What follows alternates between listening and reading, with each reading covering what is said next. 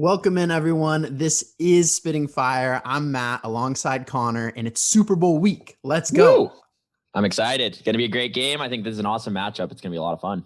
Man, it's not just an awesome matchup, it's an all-timer, okay? We got we got Tom Brady. If he wins this, he's got 7 Super Bowls, more than any franchise, more than the Patriots, more than the Steelers, more than the Niners. If Patrick wins this, if Mr. Mahomes wins this, he's got 2. He's putting Aaron Rodgers behind him on those State Farm commercials. Or is it Farmers? I don't know. State Farm. State Farm. I always mix those up. And he's chasing Tom Brady. Like, he's the youngest one with 2. Yeah, I mean, it's crazy to think he'll have 2. We'll save our picks for the end or for later on, but he would end up having 2 Super Bowls in his first 3 years. He would have made it to the NFC or AFC Championship game and lost in an overtime when it was kind of a sucky loss to the Patriots 2 years ago, and have an MVP. He probably will win Super Bowl MVP this year if they win the Super Bowl. So it's like he is very much on track to be the greatest quarterback of all time. Like, he is, which is crazy because he's going against the greatest quarterback of all time. But yeah, I think it's pretty insane what he's been able to do so far. And I love that. And that's so much better than the State Farm Super Bowl we could have had if Aaron Rodgers made it. But but what I'm excited about is that, yeah, exactly what you said. Like, he can be the greatest of all time. He can catch him. And for Tom, if Tom wins, what's interesting is I think it's all about Tom Brady. Tampa Bay's Tampa Bay. And if the Chiefs win, it's about so much more than that, right? You have Mahomes, but you also have Andy Reid, and you talk about him as a late bloomer becoming one of those all-time coaches, which a lot of people already thought he was because of the wins. But unlike being like a Phillip Rivers type of guy, where you just had a lot of wins, but you didn't get the championship, then he'll have 2. And I could see, him running the table with Mahomes for a few more years and catching up to Bill. I think this Super Bowl is the best for us as fans because we get the new potential greatest of all time against the current greatest of all time. And it's absolutely awful for Bill Belichick and Aaron Rodgers. Yeah, I mean, I love nothing more than Patriots fans just like it sucking for Patriots fans. And so I love this. I love that Brady leaves and he goes to the Super Bowl his first season, and the Patriots miss the playoffs, have their first losing record in 20 years. Like, just horrible. It's crazy to see now that Tom Brady has won as many NFC championship games as Drew Brees and Aaron Rodgers. I know. In one season, like, it's crazy to me that what he's able to do and still be competitive. And like, obviously he's still not the Brady. He's not the Brady of, 2007 or whatever, when he burned the league down and did all that stuff. But like, I don't know, man. I mean, with Bruce Arians, they want him to throw the ball vertically. And all this year I was trashing him. I was saying, I texted you, when was the last time I've seen this guy throw a good deep ball? Yeah. I mean, yeah, I'll eat my words. Now I see him throw it all the time.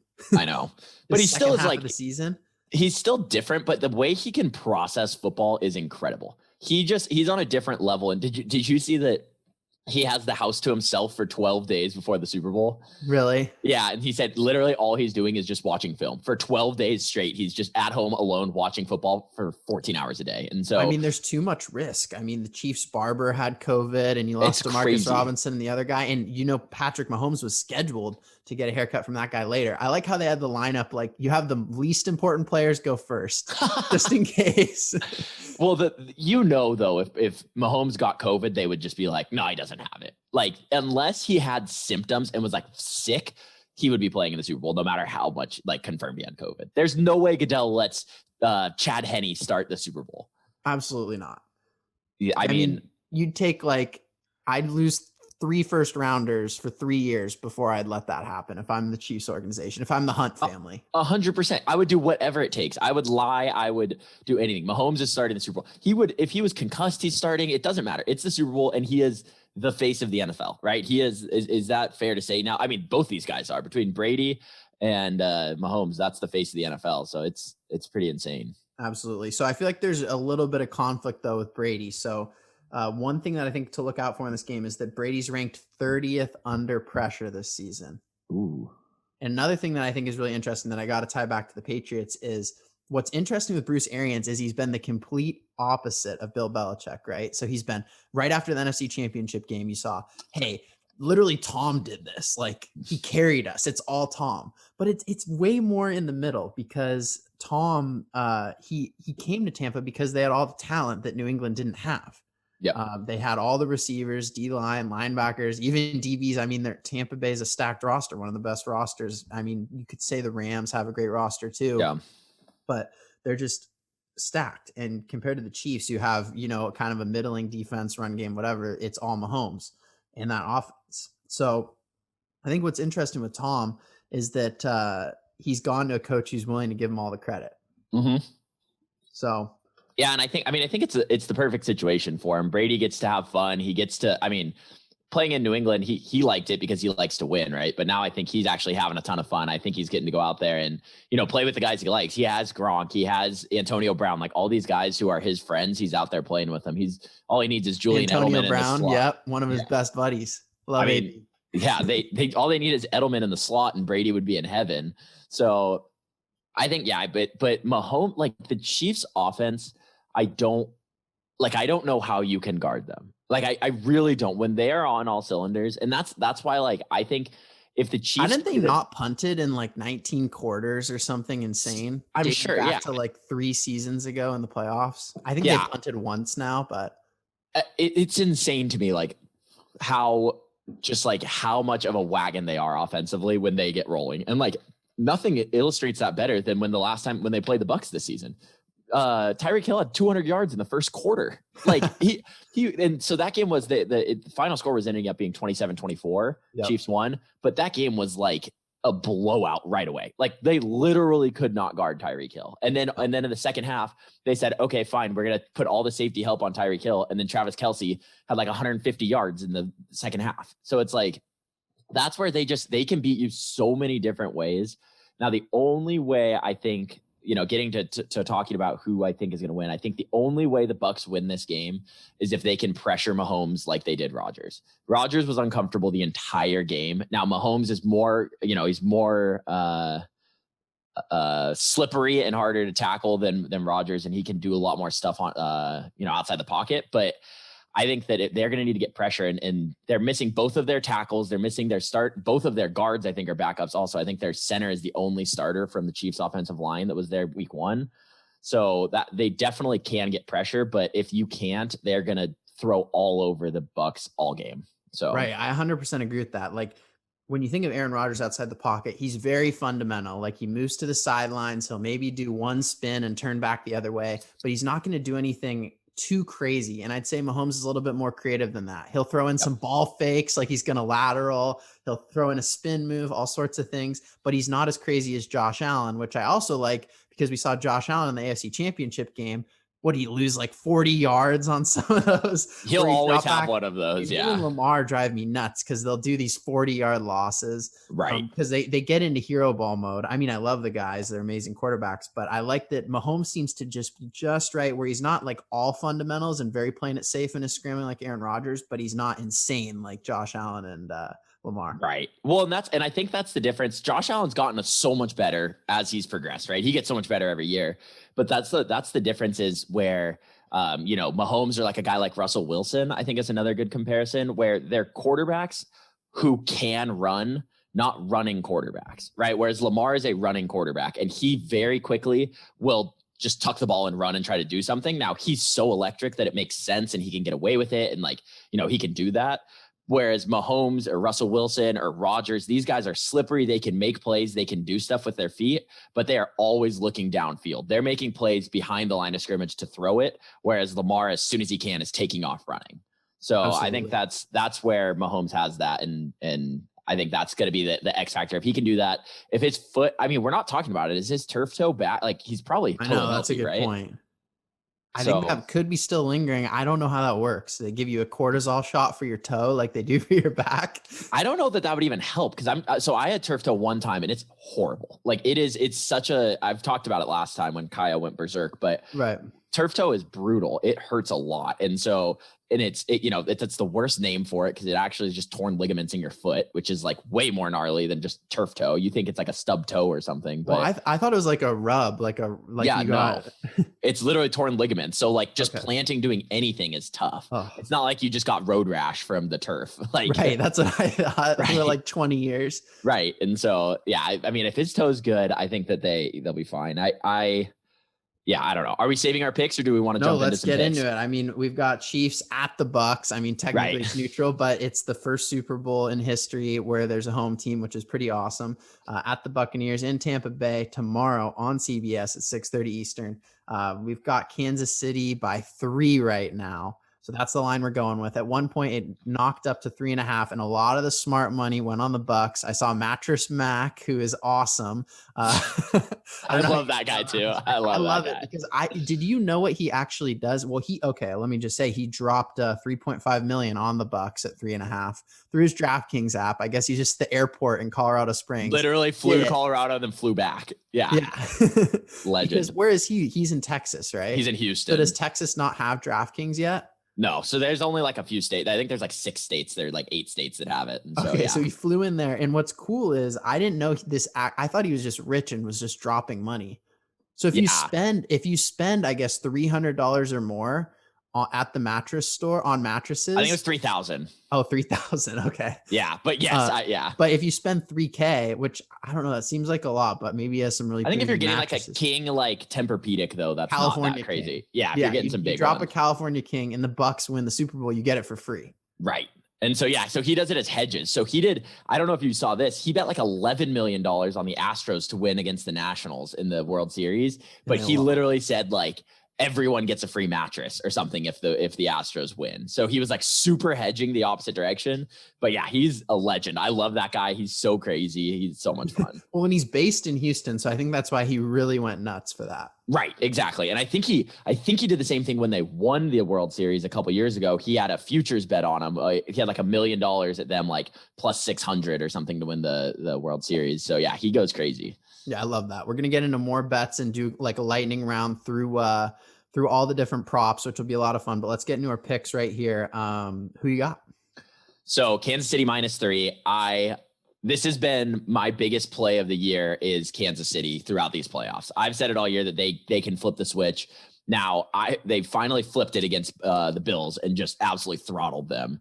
Now I thought my bet last week was that I thought Buffalo was going to be good in the first half and then the Chiefs were going to turn it on in the second half. Turned out that they only needed a quarter to flip the switch. So the first quarter, Bills looked good.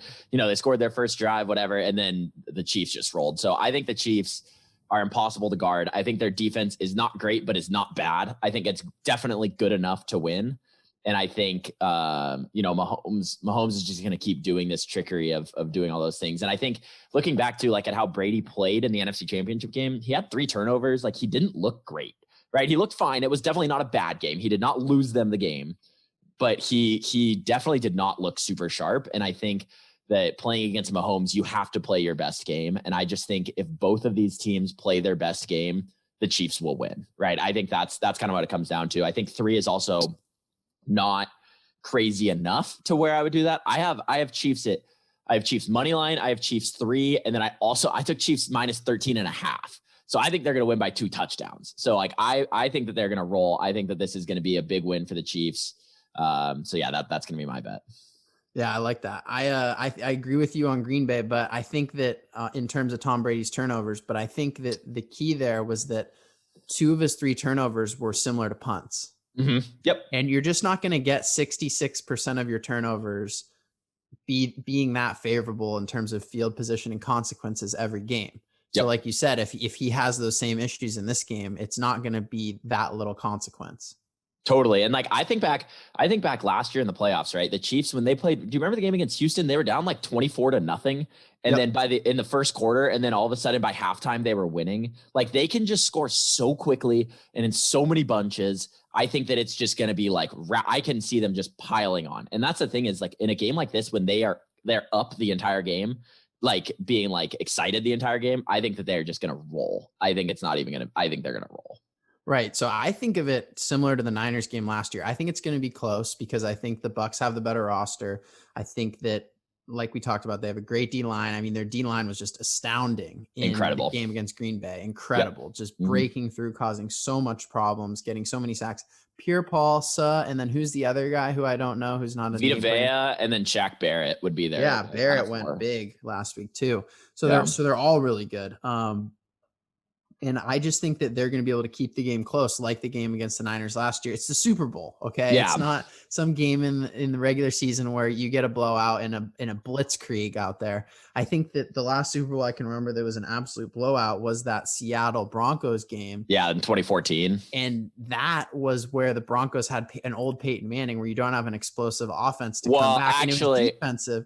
Actually, that's the year Peyton Manning broke every record. So that's kind of wrong. He had 55 touchdown passes that year. So I disagree a little bit on that one. All right.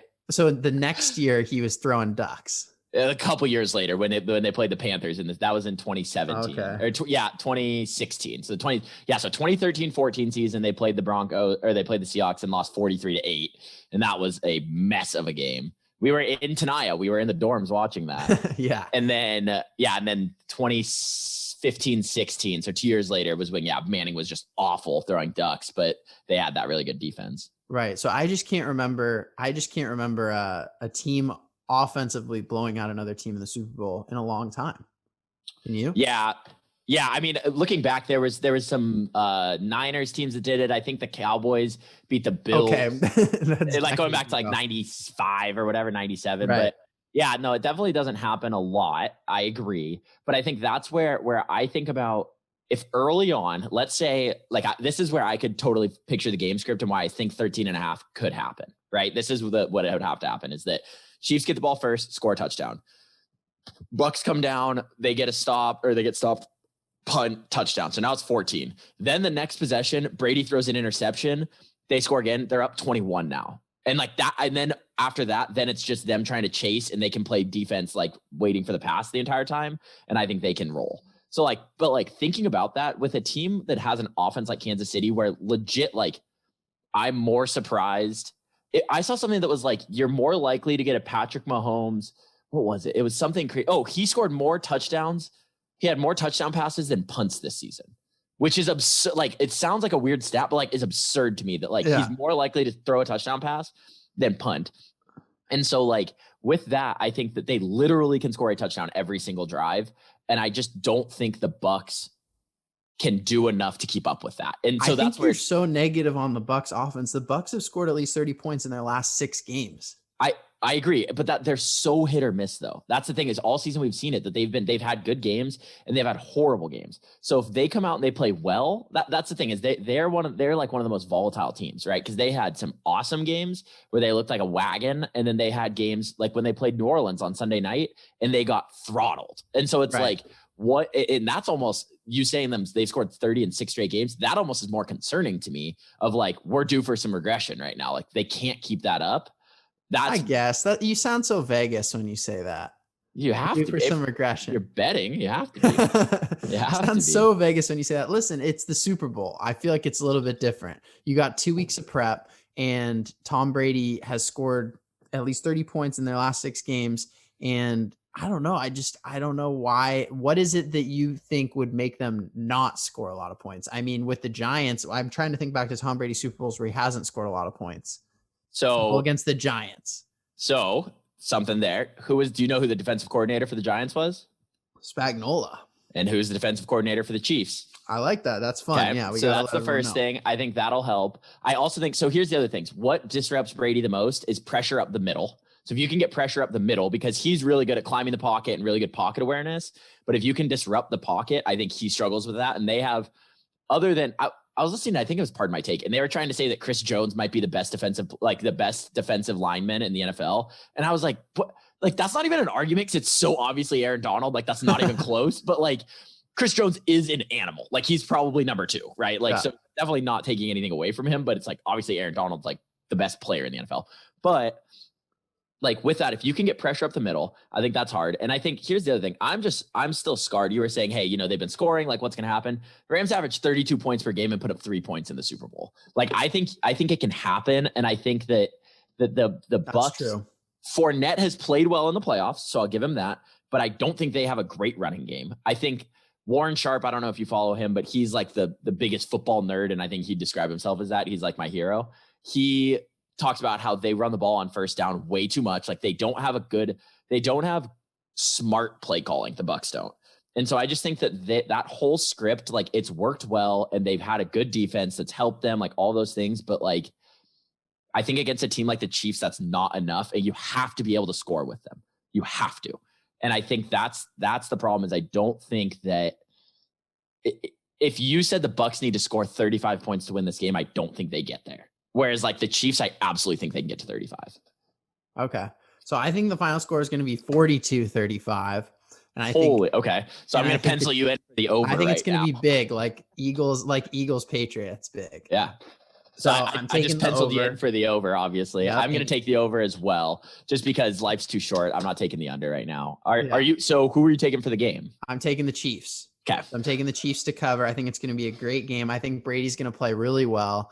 I think that with 2 weeks and this stacked of a roster, when Antonio Brown's your third string receiver and you've got 3 great tight ends, you've got good running backs, I think all of that can overcome. Yeah, maybe their schematics, their play calling on first down isn't great. I think all of that can be overcome and they're going to score a lot. And I think it's going to be the greatness of the Chiefs that's going to overcome that.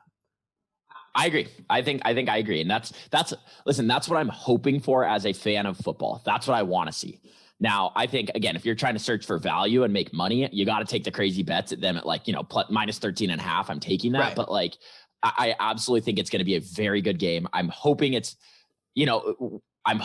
more of a good game, more Patriots Eagles than Patriots Rams, right? Because I think that was the highest over under in Super Bowl history, and it was 16 points was the total. Like that's the craziest thing ever. So I'm hoping that it stays fun. I'm hoping for a good game. I want to see these teams do well, and the good news is, other than my gambling interests, I really don't care who wins this, right? I have no feelings one way or the other if the other team wins. Really? Yeah, I don't care. I'll say is like, I don't like Brady, and I know you as a Steelers fan hate Brady a lot more than a lot of other people, but I think from my side, I think seeing greatness is always really cool. And I think Absolutely. That we're seeing Michael Jordan in front of us, right? And so I think that's where I'm more like trying to embrace and enjoy that, especially like as he's gotten older. It's crazy because he's probably the last player left from when I first started watching football. Right. When I first started watching football was the Brady, I think was the Patriots Rams Super Bowl was like the first one that I really remember. And that was Brady. And so it's like, he's kind of the last one. And so trying to just like soak that in and appreciate that. And like, same thing, we'll get to it later talking about it, but like LeBron, exact same thing of like, enjoy what we have. Because we're going to look back in 20 years and like thinking about, you watched The Last Dance, right? With Jordan. Absolutely. Yeah. And seeing that and being like, damn, like, I wish I could have experienced that. We are experiencing that right now. So I think that's where I don't really care if Brady wins. I'd also like it because I hate Patriots fans. So that'd be a cool slap in the face for them. But also Mahomes might be the next like best player. Right. So I think it's fun seeing that too. So I like both sides of it. Right. So I definitely have a different take. I definitely want Mahomes because if Mahomes loses this, there's no way he's catching Brady. Right. If Brady wins like 8, well, then Brady has 7 and Mahomes has 1. He's 1-1. And you just don't think that there's any chance that he gets there. And I think with Brady, it's funny if he gets 7 because then he has more than any franchise. Right. So it's like Tom's better than Belichick. He's better than the Steelers. He's better than the Patriots. Tom is the god of the NFL more than any team, which is kind of funny. But I think that I really want Mahomes because I want that chance for someone else to take the helm. I think when someone else is too dominant, in a lot of sports, you always think, oh, this record's never going to be broken. I'm a big tennis guy and Pete Sampras had 14 Grand Slams. Right. And then Roger Federer came along and had 20 and now Nadal has 20, but then Djokovic is younger and he has 17. So that makes tennis a lot more exciting for the people who like tennis. And tennis is actually a huge sport outside of the United States. Yep. Especially in Europe, but that makes it engaging. And when there's other sports where someone's too dominant, I think for the casual fan or the person who just wants to enjoy it and have something, an exciting narrative, they can't get as much into it as they would if there was something really compelling there. Yeah, I agree. And I think, again, using the basketball comparison, I think that this Brady versus Mahomes is really like, it would be like Jordan versus LeBron. And I think that's kind of giving me the long term. I've always said it. That's what Rodgers is. Rodgers is more LeBron than, Jordan, where that he's before Mahomes, the most talented quarterback I've ever seen. I've never seen anybody do the things that Rodgers is able to do on a football field. And like, yeah, he hasn't won as much as Brady has, but like he is the most dominant quarterback. And even Brady said, he was like, if Rodgers had played for Belichick, he would average 7,000 yards a season. Literally, Brady said that. And it's like, that just shows you how talented Rodgers is. And Mahomes now is doing things even more so than Rodgers that like, I just don't understand. So the only thing holding Mahomes back right now, and not even holding him back, the only place he can improve is just from a football IQ standpoint. And not that it's low, but like if he can get to the level of Rodgers or even close to like Rodgers or Brady or Peyton Manning or like guys like that, where they just see the game at a different level, I think that Mahomes will be literally unguardable. I don't know. We might've talked about this, but I was listening to an interview with Mahomes and he said he didn't understand how to read a defense at all until halfway through last season. Like he didn't know what at all. He literally didn't even look at the defense. He was like, I'm just going to play. And so now that if he can get up to where like Brady is now, where he just sees the field and goes, I know everything that's happening. If he can even be close to that, he's going to be literally unstoppable. And he already is unstoppable. Like the stuff he's doing is incredible. Well, I think it goes both ways because when you really talk to guys, or I've listened to guys talk about this, it goes both ways because you can study all the film and then one little thing can be different and a guy drops as a spy and intercepts the ball because you could have the perfect read on the defense, or you can just let it come to you. And you know, how many Travis Kelce touchdowns are broken routes? How many AB touchdowns are broken routes when he was with the Steelers? So, I mean, that's definitely going to help him. It's definitely not going to hurt him. Right. Because he's had that experience letting the field and the play come to him. Totally. And I think that's the thing is he can now marry the improvisation with the preparation. And I think that's where you look at a guy like Brady. Brady does not have that improvisation in him, right? He just doesn't have the athleticism to do it. Now he's incredible in the pocket. He can do all these things, but like Mahomes can turn literally nothing into a touchdown, like very easily. And so if he can now just keep going, I think it'll be insane. And so that's where like, I really do think that Mahomes might be the kind of guy like LeBron where he's just going to be in the Super Bowl every year for the next 20 years. Like seriously, I don't know next year who do you think would be better than the Chiefs? I think if you keep your guys, which I think they have Hill and Kelce under pretty like good contracts or like pretty long contracts. If you have those two guys, your team's literally unguardable. Like if you can give Mahomes any amount of time and you have those two guys and just keep doing what they're doing and just draft fast guys and let them figure it out, they're going to be incredible for the next 20 years. I agree. And I like the Chiefs too. I was reading a really interesting story about some NFL professional bettors, and they were finding so much more value in the NFC than the AFC last year before the season. Like I know they put big bets on Brady going to the Bucks before. I don't know if you saw this story. And then they put big bets. The only bet they placed on the Super Bowl was the Chargers. I guess that was the only thing, but the AFC wasn't as appealing to them because of Kansas City. Yeah. I mean, it's literally like when LeBron was on the Cavs this last time. It's so boring. You know, he's going to make it to the NBA finals. Like what he's going to be like minus money to start the season. It's so stupid. And like, I don't know. I'm excited to talk about it. It's like investing in Apple at that point. You're like, why don't I just go to the stock market and put it in Apple because this is lame. It's like, that's a great one. It's literally, it's buying bonds. It's literally buying bonds. It's like, worse than Apple. It's buying bonds. I was like, Apple, you can at least, there's some value in Apple. Like, yeah, it's literally buying bonds. Like, okay, you're going to make money, but you're not going to make a lot, but you're not going to lose it. And like, that's Mahomes, or like literally every season to start the season, you should bet money on Mahomes to win the MVP. Like every year he's going to be able to win the MVP. And like he could have this year. It's going to be close, but Rodgers is probably going to win it. But like every year he's going to be in it. Right. All right. So we're talking about bets. Let's get into it. We're going to do our lightning round. Are you ready? You have this up? I don't have it up, but do you want to I'll just say your computer? Let's talk about coin toss. You might know the history on this because you're into betting more. Why is coin toss so exciting for the Super Bowl? I mean, I'm in and I'm going heads. Heads, Connor. Heads this year. Okay, I'm going tails because I will always bet tails. You want to bet on this? Yeah, let's do it. All right. You want to do $20? Done. All right. Okay, I'm putting it in. Okay, so next one. What will happen first, sack or touchdown? Sack. Okay. I'm trying to disagree with you. Will game be tied after 0-0? I don't know what that means. Do you know what that means? Yeah. So like, will it ever be 7-7 or 13-13 or whatever? Will it be tied at any point after the beginning of the game at 0-0? Okay. You? No, I say no. Okay. I'm going to say yes. Okay. Total passing yards by Patty Mahomes over under 331 and a half. 331 and a half over. Total TD passes by Patrick Mahomes over under 2.5. Over. Receptions by Tyreek Hill, over under 6.5. 6.5 under. Receptions by T. Kels, over Wait, what do you under have? What do you have 7.5. on that one? Oh, on Tyreek? Yeah. I'm going under. Okay. Receptions by T. Kels, over under 7.5. Over. Over. Team to score longest TDs, Chiefs or team to score. I'm going too fast. Team to score longest touchdown, Chiefs or Bucks? I think the value's on the Bucks, and I'm taking that. Scotty Miller for an 80-yarder. Ooh. I'm going to go Chiefs. Okay. I like it. Longest reception by Tyreek Hill. I think this one's easy. Over under 27.5. Over. Yeah.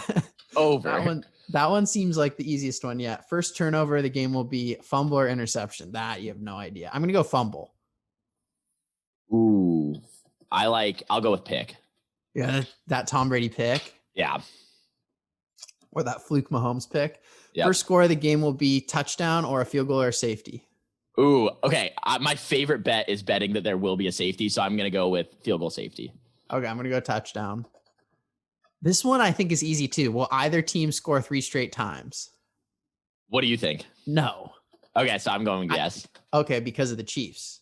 I think it will happen. I think it just always does happen. The Chiefs did it last year, right? Against the Niners when they came back. Yeah, exactly. And then I think the other thing is if the Chiefs do go up by a good amount, either they're going to go up by a lot and score 3 in a row that way, or they'll go up a lot and the Bucks will score 3 in a row the opposite way. Because if you think about it, it's actually not that hard. If you do you get a touchdown, a stop, and a field goal to end the half, and then you get the ball to start the half and kick another field goal, it's really not that crazy. So I'm going to go with 3 straight, especially if we're going with, we're taking the over on all the yards, all the touchdowns, all the points. I think you're going to have to get something like that at some point. Yeah. Team to make the first field goal of the game, Chiefs or Bucks? It's like, that's kind of a dumb prop, but Bucks. Yeah. Bucks too. Yeah. But I don't even like that. That's not that fun. Total passing yards by Tom Brady, over under 306. Ooh, over. Over. Total completions by Tom, over under 25.5. Ooh, I like it. Over. I'm going to go under. Okay. Receptions by Mike Evans, over under 4.5. Under. Over. Receptions by Chris Godwin, over under 5.5. Over. Over. Total rushing yards by Leonard Fournette, over under 48.5. 48.5. Over. I'll go over.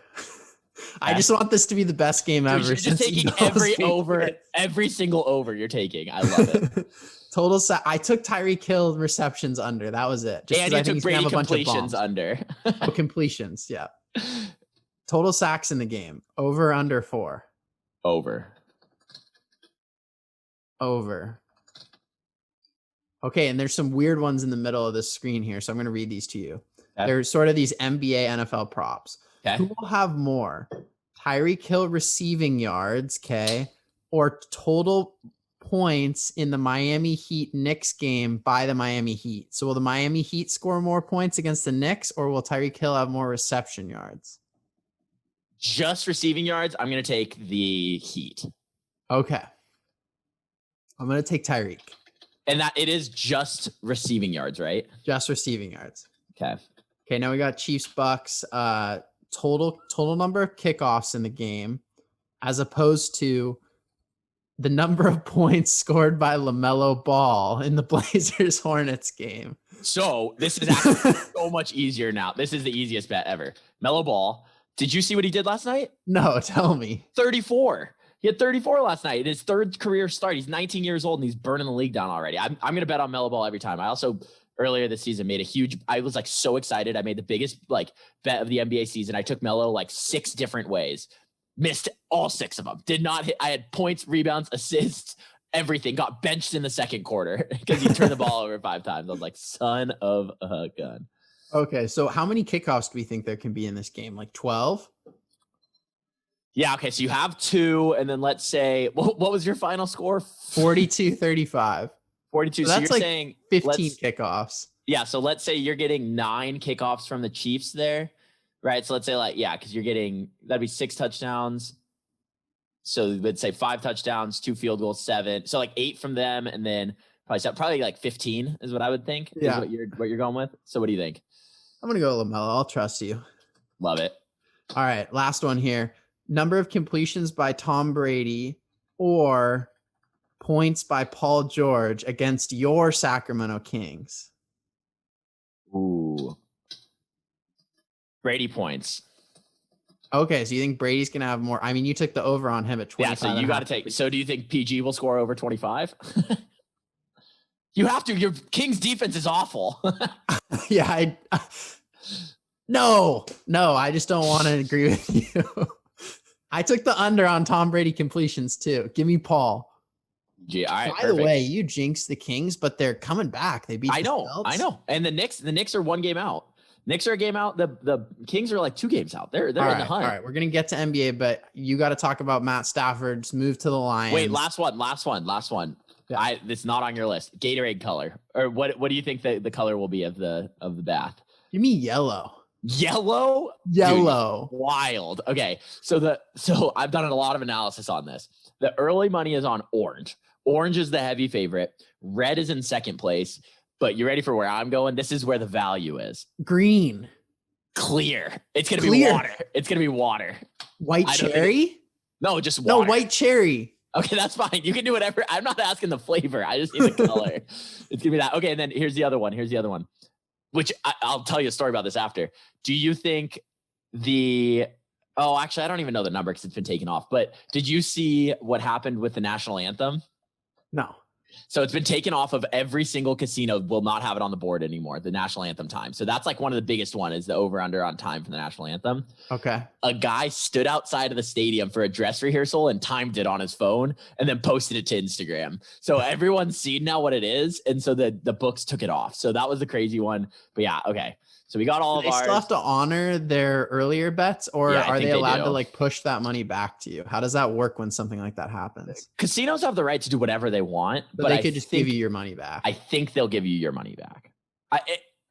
I don't know though. I have no idea what they're going to do, especially if it goes the opposite direction and you were wrong. I don't know how they're going to do that, but yeah, that'll be very interesting. Okay, cool. Love that.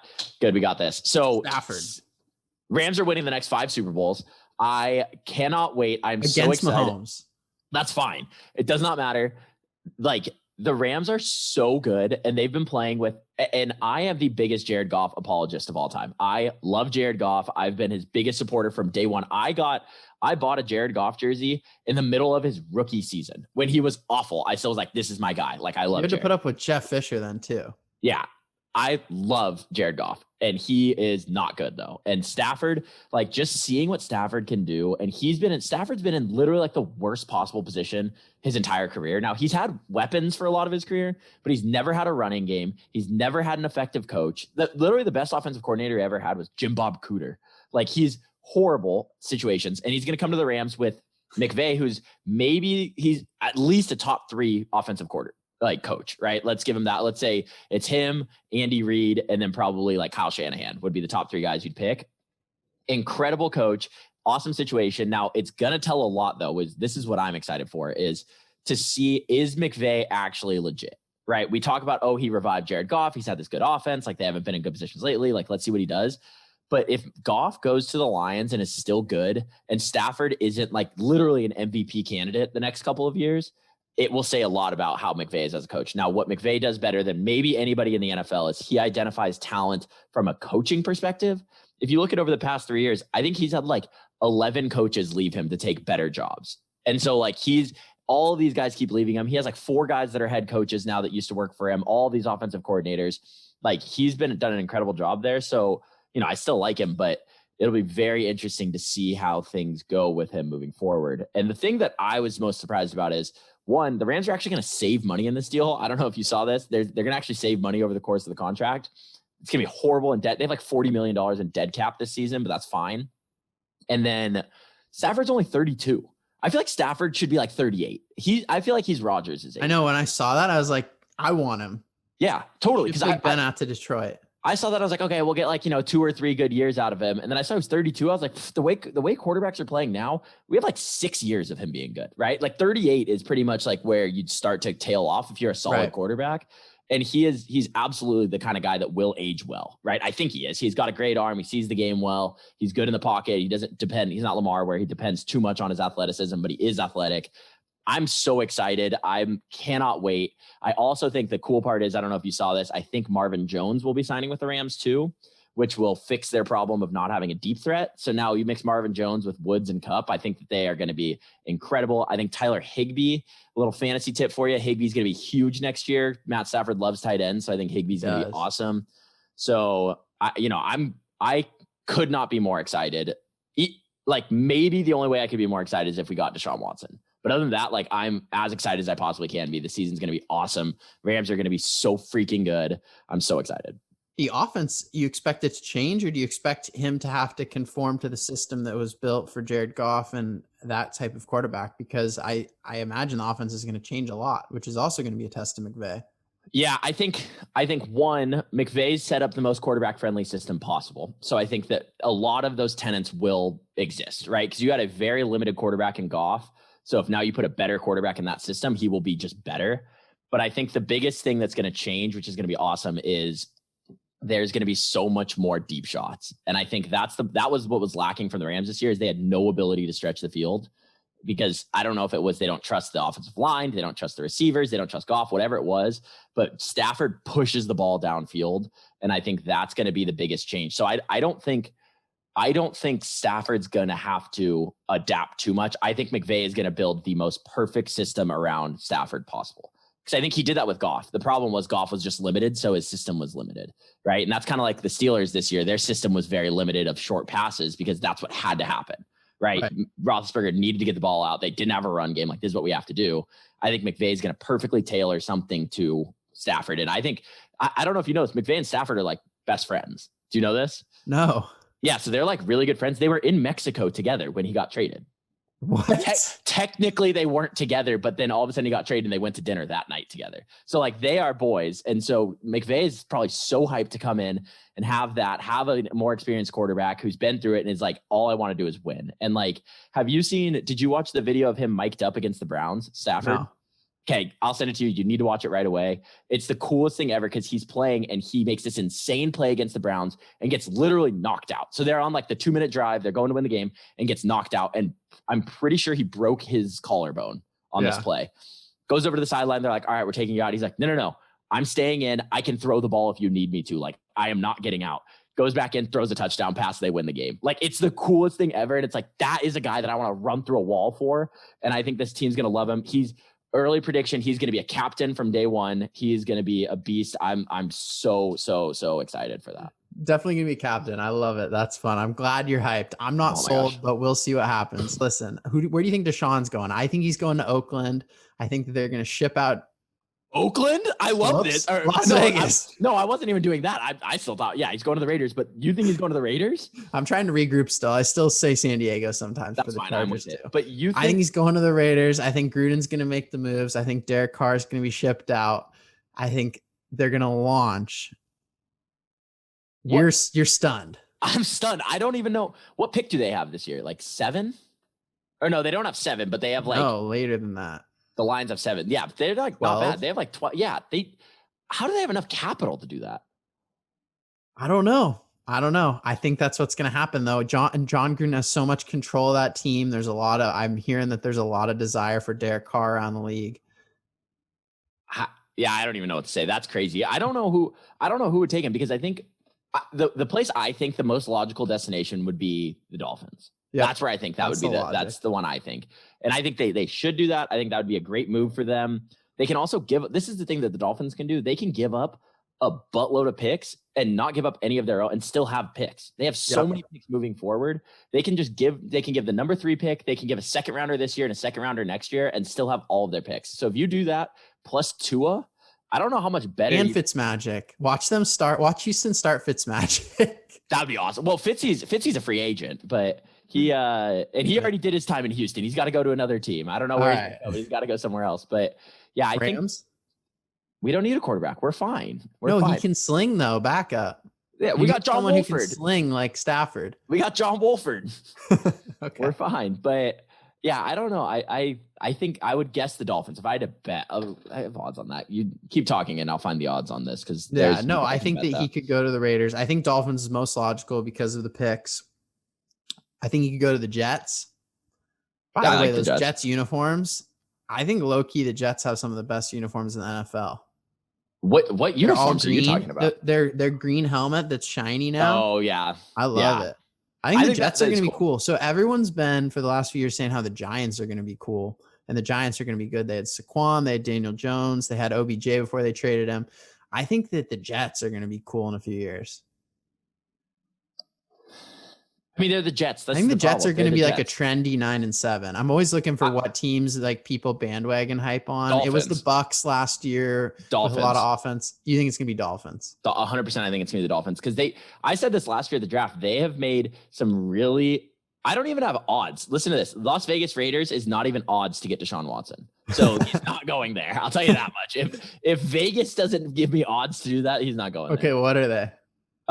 So leaders are Jets, staying with the Texans, Panthers, Dolphins, Niners, Broncos, Pats. So that's the top like 7 or whatever. But yeah, I think the problem with the Jets is that they just like, they're the Jets. They're always going to make the wrong call. They're going to draft the wrong people. I think the Dolphins are going to be awesome because I've been saying this since last year. They're drafting offensive linemen. They're drafting really well. They have a what is it? Multiple time Super Bowl winner under center. what do you call Tua? What is Tua? Multiple time Super Bowl winner. Yeah. Yeah. So they got a multiple time Super Bowl winner. I think with the number, they have 3. With the number 3 pick, they should either trade it for Deshaun and get Deshaun. I'm so screwed on that Tua call. I'm so screwed. You're so screwed. It's fine. You just gotta wear it. And then the other one, I think that they should, if they keep their pick and keep Tua, they should go get Devontae Smith at number 3. I think he's going to be a top 7 receiver in the NFL next season. So he weighs like 75 pounds, but he's a beast. I'm a little worried about the AFC South, especially with Miami getting good, because think about it. Then you have the Kansas City out west. And then what? You have the AFC East with 3 good teams. You have the AFC North with 3 good teams. And then the South is just, they've always sucked. They're not, unless Manning was there, they've always been bad. It's like probably the most irrelevant conference in the NFL. Well, the NFC East is pretty bad, but but you have the Cowboys, so it's kind of relevant. Well, you have franchises that have historically mattered, though. Love that. AFC South has some of the least branded franchises, some of the newest franchises, right? You got the Texans.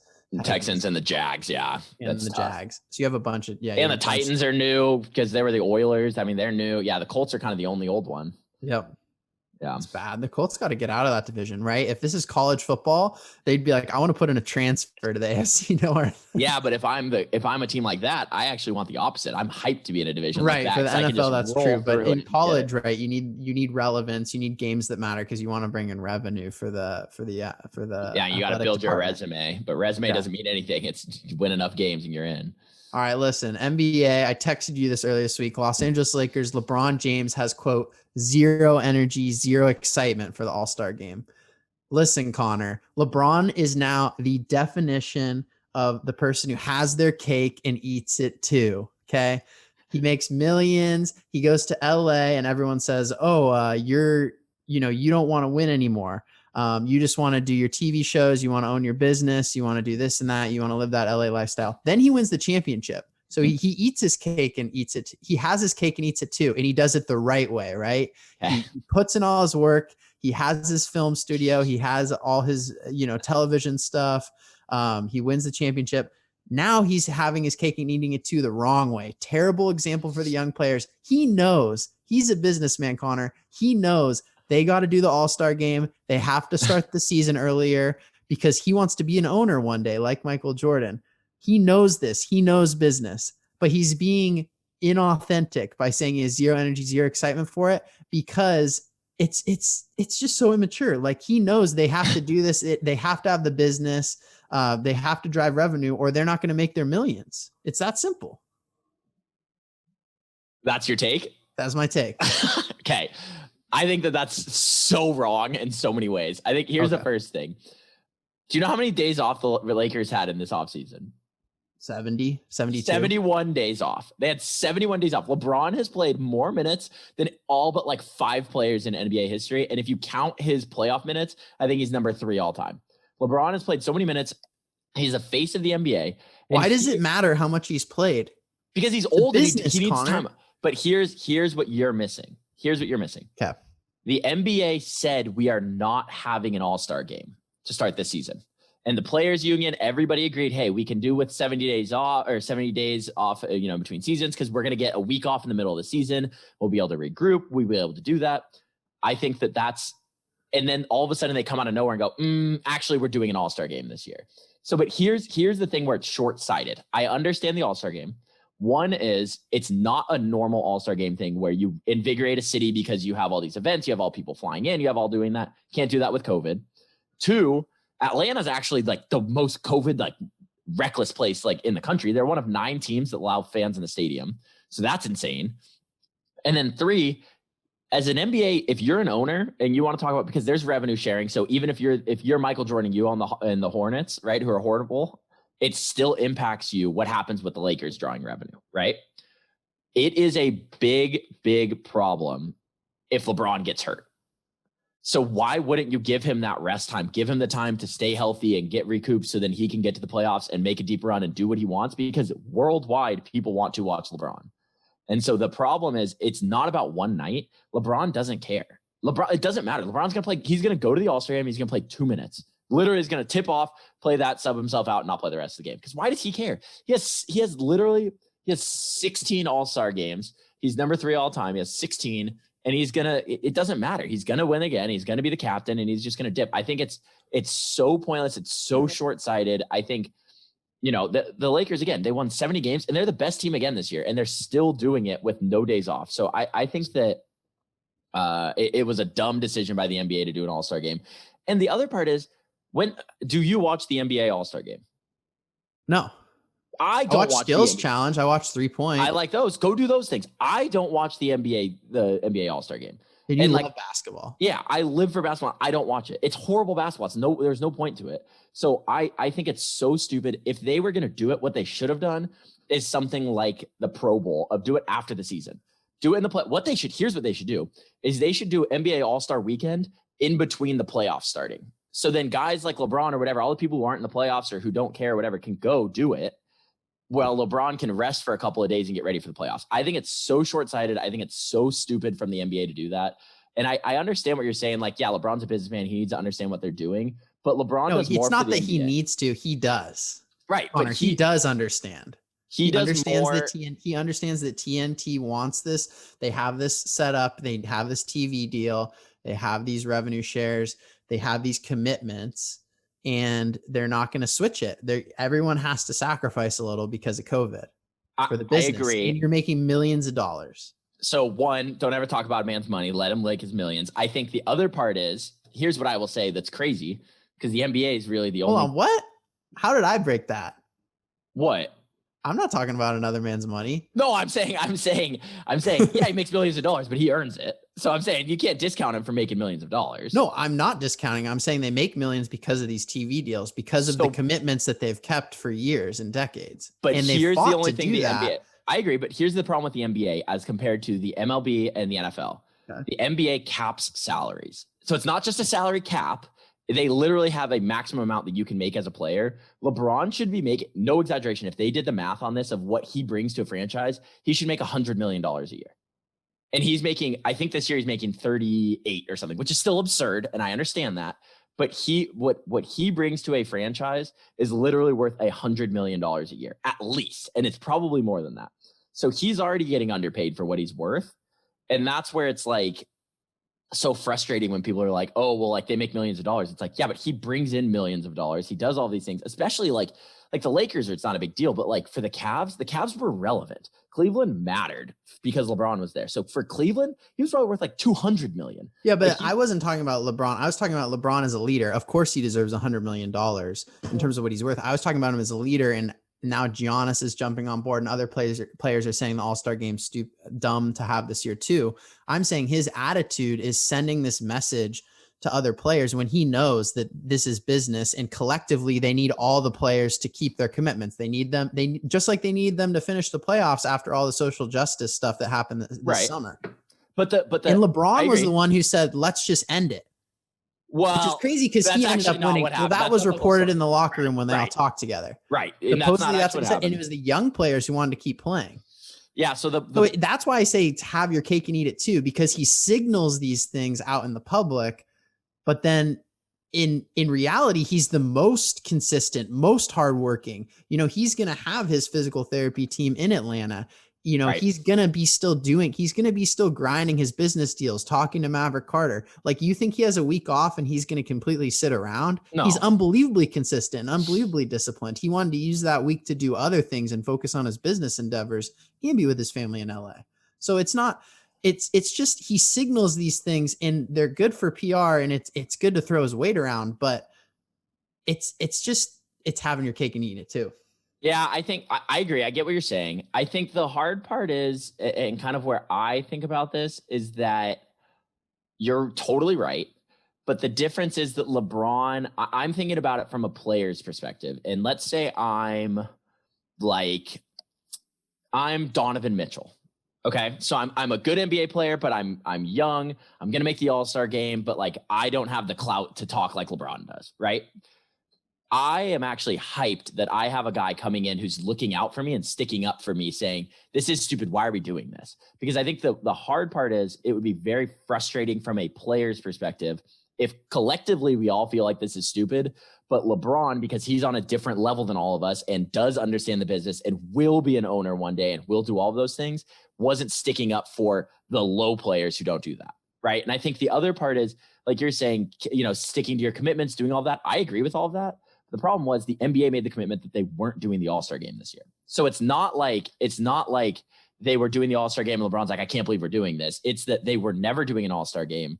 And now all of a sudden midseason, they're like, actually, let's do that. Let's go have a game. And I think that's what everybody's frustrated by. Yeah, that is manipulative, but that is the business world we live in, and they need the money. They want the revenue. They're focused on business. Adam Silver's focused on business. Michael Jordan's focused on business.